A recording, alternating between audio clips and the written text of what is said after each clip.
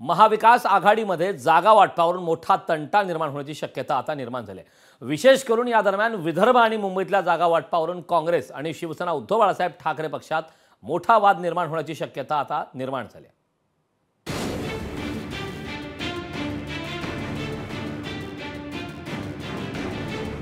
महाविकास आघाडीत जागा वाटपावरून मोठा तंटा निर्माण होण्याची शक्यता निर्माण झाली आहे।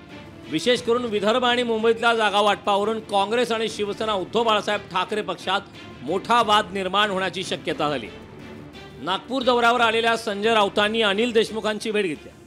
भेटीत त्यांनी विदर्भ आणि नागपुरातल्या जागा वाटपावर चर्चा केल्याचं सांगितलं।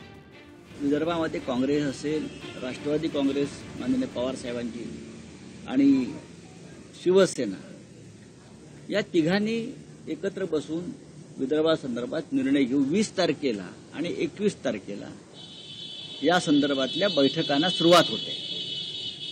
20 आणि 21 तारखेला त्याच्यामध्ये जसे डिव्हिजन विभाग वाईज जागांवर चर्चा होईल, त्यात विदर्भ सुद्धा।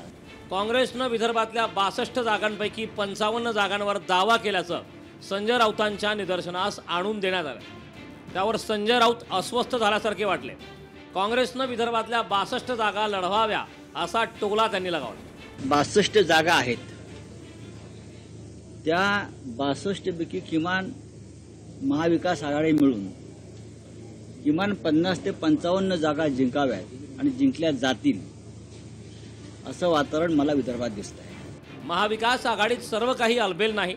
लोकसभेत मिळालेल्या यशामुळे काँग्रेसला आलेला आत्मविश्वास महाविकास आघाडीचं मोठं नुकसान करणार याची चिन्ह दिसू लागले।